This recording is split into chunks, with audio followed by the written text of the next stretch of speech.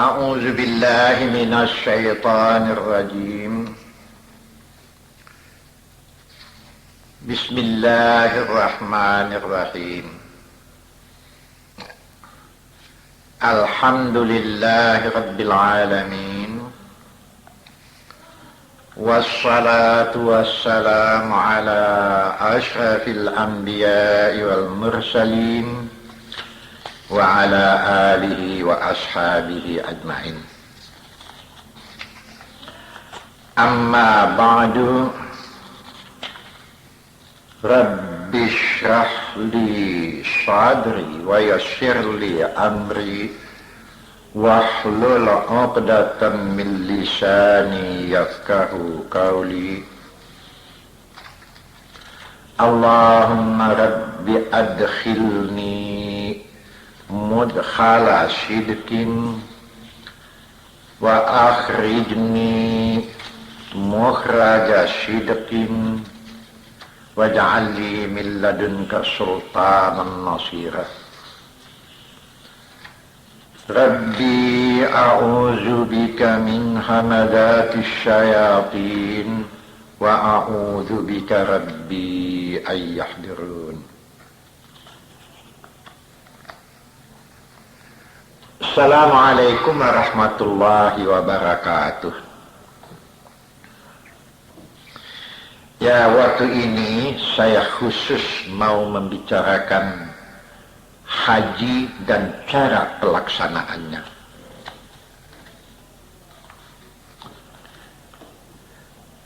Ada 3 macam ya cara melaksanakan haji. Ada yang disebut dengan haji kiran. Apa yang dimaksud dengan haji kiran nanti akan saya terangkan. Ada yang disebut dengan haji tamattu, dan ada yang disebut dengan haji ifrad.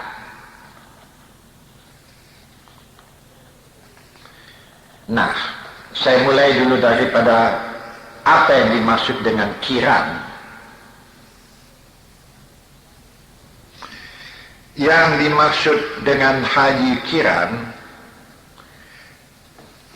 waktu dia berada memakai ihram, dia berniat bukan untuk haji saja, tetapi untuk haji dan umrah.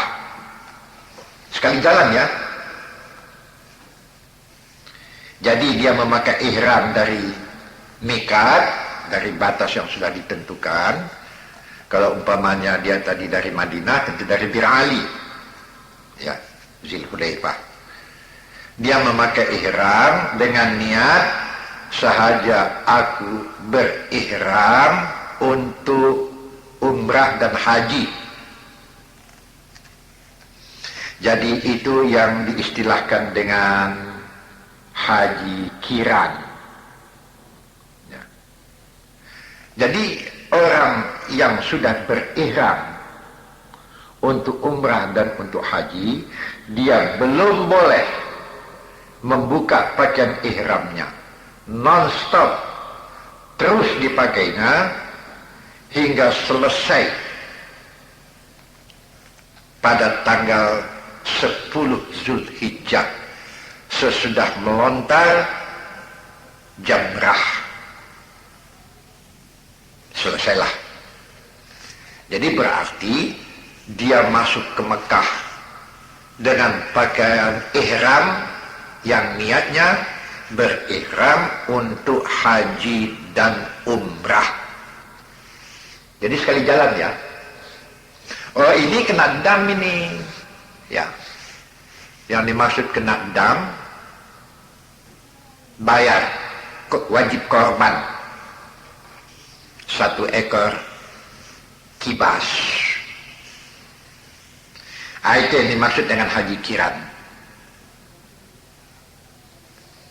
Ya, sekaligus. Jadi nanti dia tidak usah bikin umrah lagi, karena sudah sekaligus ya dilakukannya dengan ihramnya itu. 1. Dan kedua disebut dengan haji tamattu. Yang dimaksud dengan haji tamattu, ihram untuk umrah saja, nanti baru ihram untuk haji saja. Jadi dipisah. Ya. Dia mengerjakan umrah khusus untuk umrah dan kemudian mengerjakan haji khusus untuk haji. Itu dinamakan dengan tamattu.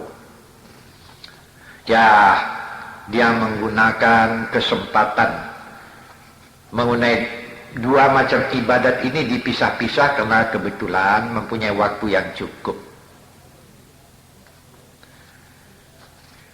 Tapi ingat, kalau haji tamattu ini dilakukan, yang umumnya ini biasa dilakukan oleh jamaah haji yang dari Indonesia, tapi kebetulan jamaah Indonesia datang ke sana sudah bulan Syawal lewat, umrah dilakukannya dulu, masuk Makkah, kemudian baru haji. Ini juga kena dam.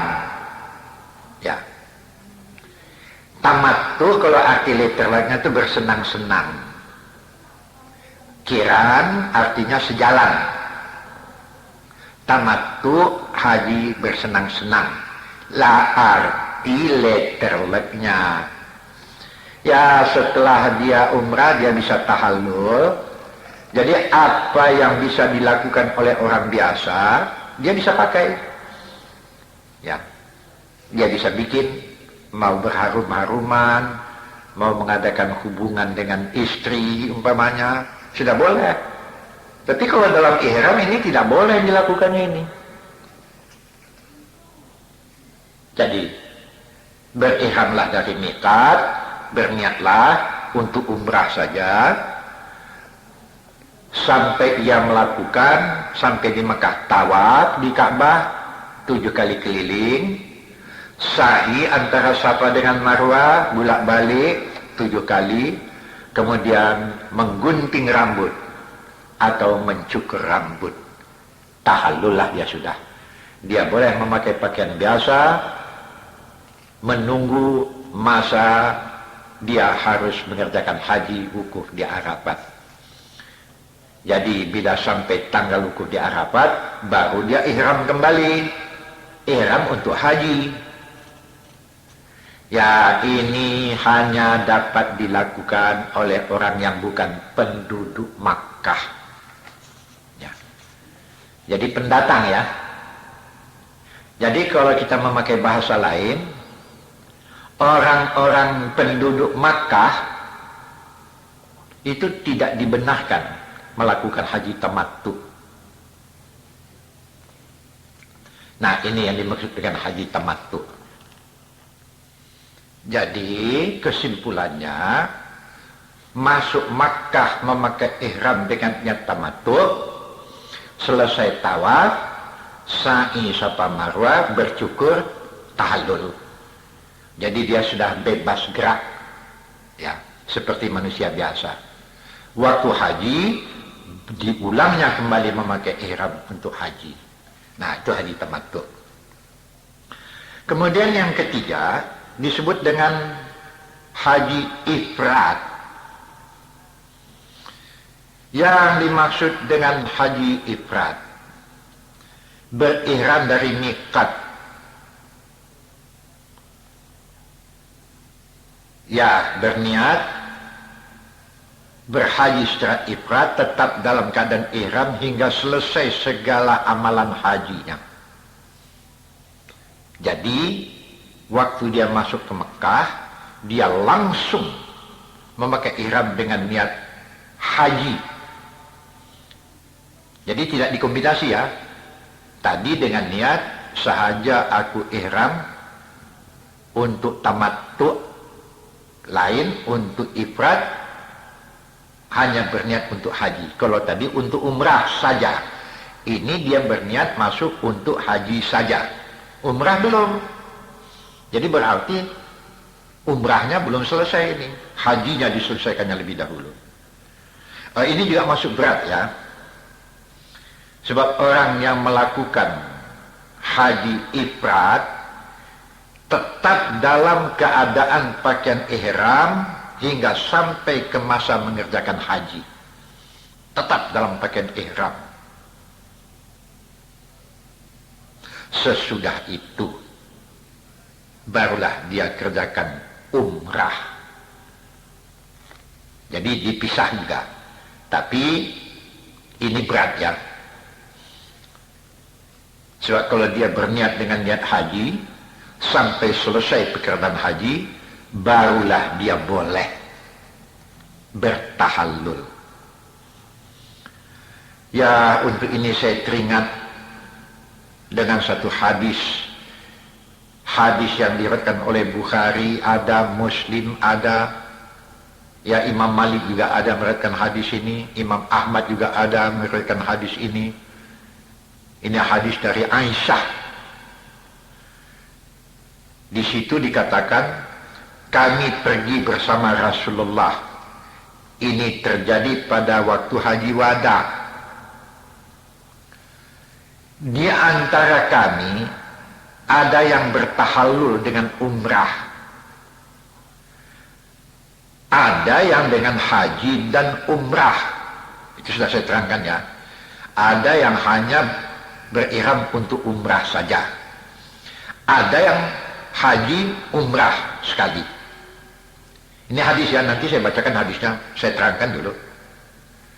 Dan ada pula yang bertahallul dengan haji saja, sedangkan Rasulullah sendiri adalah berniat masuk ke Mekah dengan niat ihram haji. Rasulullah ya, tapi yang lain ada yang hanya umrah saja, nanti baru haji. Adapun orang yang bertahallul dengan jalan berumrah itu, ia dapat berada dalam keadaan sebagai biasa, halal segala sesuatu yang terlarang dalam ihram. Sedang orang yang dalam haji merangkap dengan umrah sebelum berada sesudah hari nahar, sesudah melontar jamrah, dia belum boleh membuka ihramnya. Nah, ini berat ya. Jadi dengan alasan ini kita boleh melakukan terserah saja. Ini kita jumpai di riwayat Ahmad ya, yang mengatakan kharajna ma'a Rasulillah ama hijjatil wada. Kami keluar bersama dengan Rasulullah pada tahun saat mengerjakan haji wada. Faminna man ahalla bi umrah. Ada di antara kami yang waktu masuk Mekah dengan pakaian ihram hanya untuk umrah saja. Ada yang wa minna man ahalla bi haji wa umrati. Ada yang ihram dengan sekali jalan meniatkan haji dan umrah. Ada yang wa minna man ahalla bil hajj, yang berihram hanya untuk haji saja. Nah, jadi ketiga-tiganya dalam hadis ini kita jumpai. Tetapi Rasulullah sallallahu alaihi wasallam bil hajj. Tapi Rasulullah di waktu itu adalah berihram untuk haji. Fa amma man ahalla bi umrah, orang yang kebetulan di waktu itu memakai ihram hanya untuk umrah, sesudah selesai sa'i cukur fahalla inda qudumi, ya dia boleh macam biasa berpakaian, berbuat macam biasa. Tapi wa amma man ahalla bi hajj aw jama'a bainal hajj wal umrah falam yahillu hatta kana yaumun nahar. Orang yang berniat ihram untuk haji saja atau berniat untuk haji dan umrah, mereka belum boleh bertahallul kecuali sesudah hari nahar, melontar Jamratul Aqabah tanggal 10 itu ya. Saya pun agak kelabaan juga waktu ditanya orang, mana yang afdal Ustaz, mana yang baik. Untuk saya ya sukar menjadi jawabnya ya. Kalau saya, mana yang paling ikhlas kamu melakukan, itulah yang baik. Ya. Mana yang kamu anggap lebih mesra kamu melakukannya, lebih ikhlas, kerjakan. Yang manapun. Tentang pahala, biarlah Tuhan saja menilainya ya. Tidak usahlah kita menilai-nilai pahala. Innamal a'malu binniyat. Memang kalau kita baca pendapat-pendapat imam seperti Imam Syafi'i, ya dia mengatakan bahasa ifrat dan tamattu itu lebih utama dari qiran. Ada yang mengatakan begitu. Dan ada juga yang berpendapat lain yang mengatakan bahasa qiran itu lebih baik dari tamattu, lebih baik dari ifrat. Tapi ada juga yang berpendapat tamattu lebih utama dari ifrat. Jadi macam-macam ya. Maliki mengatakan tamattu, qiran itu lebih baik. Macam-macam. Ada yang mengatakan ifrat, qiran lebih baik. Jadi Ustaz bagaimana? Kalau dia bertanya, innamal a'malu binniyat. Mana yang mampu dan mana yang lebih ikhlas kamu melakukan, silakan. Inilah hal-hal yang saya sampaikan mengenai haji ifrad, haji tamattu, haji qiran, dan yang lain-lainnya. Nah, sekarang saya menerangkan tentang pekerjaan haji.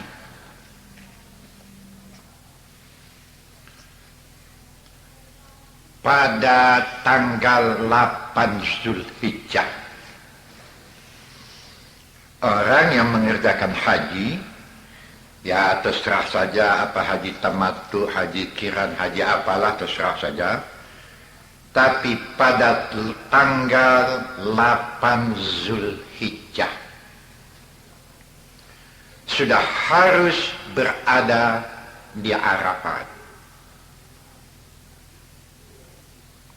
dalam pakaian ihram. Tanggal 8 berangkatlah. Sebetulnya 9 Zulhijjah tengah hari sampai terbenam wajib ada di sana, mesti ada di sana, masuk rukun ya, dalam pakaian ihram. Tapi saya nasihatkan tanggal 8 berangkat.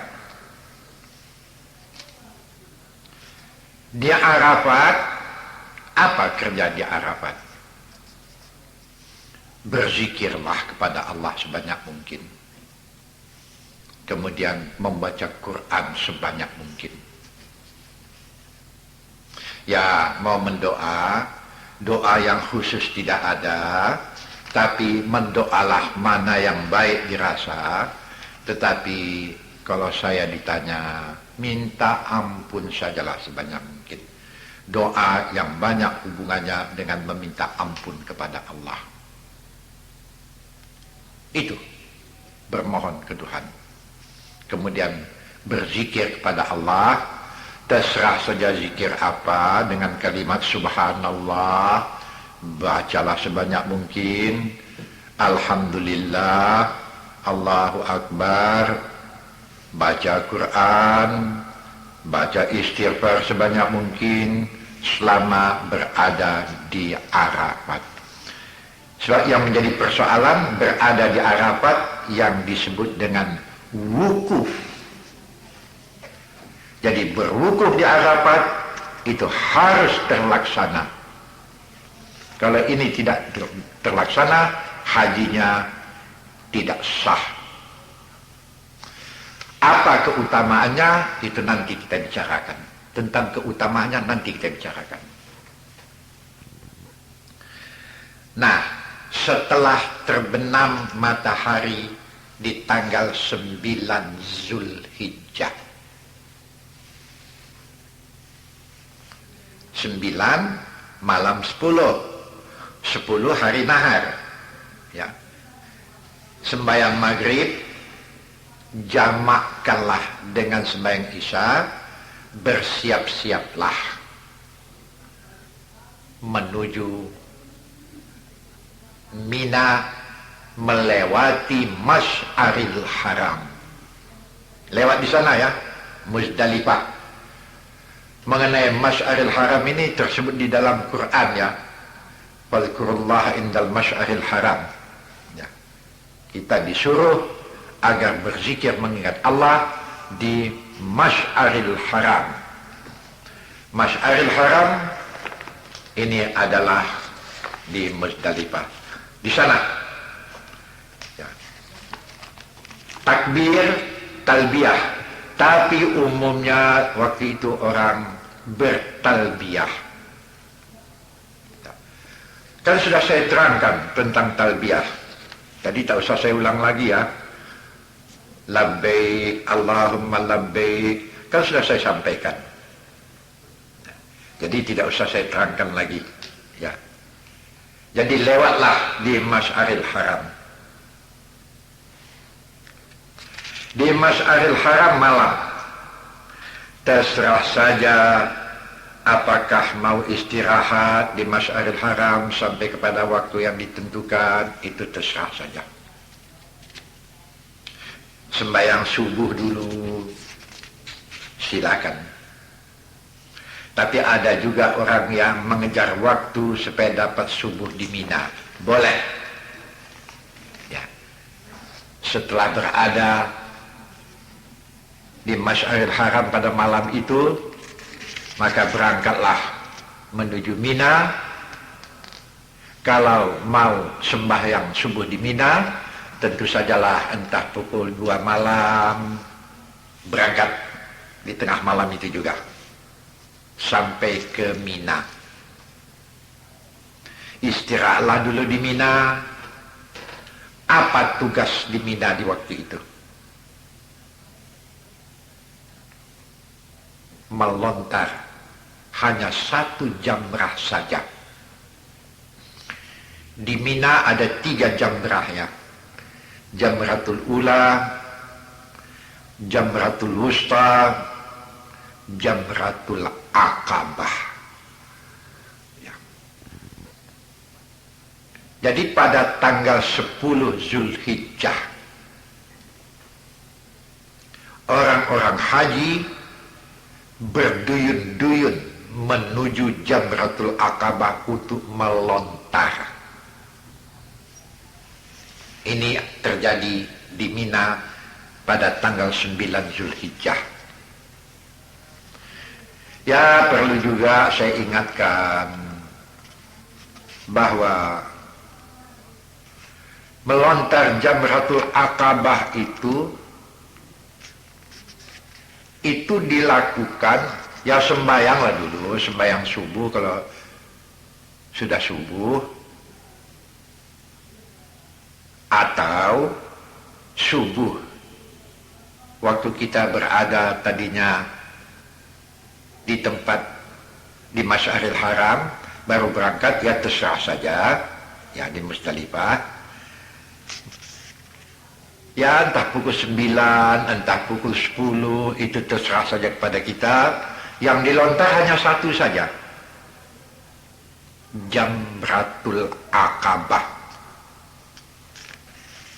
Waktu melontar ucapkanlah dengan Bismillahi Allahu Akbar. Tiap-tiap melontar ucapkan Bismillahi Allahu Akbar. Lontar lagi Bismillahi Allahu Akbar. Jangan sekali lontar 77 ya. Sekali lontar 77 salah itu ya. Nah itulah dia, melontar Jamratul Aqabah saja, cuma 1 itu saja. Dan ingat, kita mesti mabit di Muzdalifah, bermalam di situ, jangan tidak bermalam. Ya, salat yang kita lakukan jamak sajalah ya. Maghrib, Isya, Zuhur, Asar, itu tanggal 10 Zulhijjah ya, yang melakukan melontar. Ini kita jumpai di dalam satu hadis yang panjang ya. Panjang kali hadis ini. Saya terjemahkan saja lah ya. Nabi Muhammad salat subuh di Muzdalifah. Jadi jelaslah Nabi Muhammad berangkat malam itu juga. Dan subuh di Muzdalifah. Ya. Itu tanggal 10 Zulhijjah. Subuh di Muzdalifah, azan, qamat, kemudian beliau menunggang kendaraan di Masy'aril Haram, itu juga di daerah situ, menghadap kiblat. Beliau berdoa kepada Allah, bertakbir, bertahlil, mentauhidkan Allah. Beliau tetap berdiri sampai terbitnya matahari. Dari Masy'aril Haram beliau berangkat, melontarlah ya. Jadi perlu juga saya katakan, bahasa Rasulullah SAW salat maghrib, salat isya itu dijamak di Muzdalifah. Bermalam di malam itu juga salat subuh juga di Muzdalifah. Kemudian menuju satu tempat Masy'aril Haram, berhenti sebentar di situ, berzikir beliau, berdoa sampai terbit matahari. Ya, zikir itu terserah saja ya. Subhanallah, bacalah sebanyak mungkin. Alhamdulillah, ya terserah saja.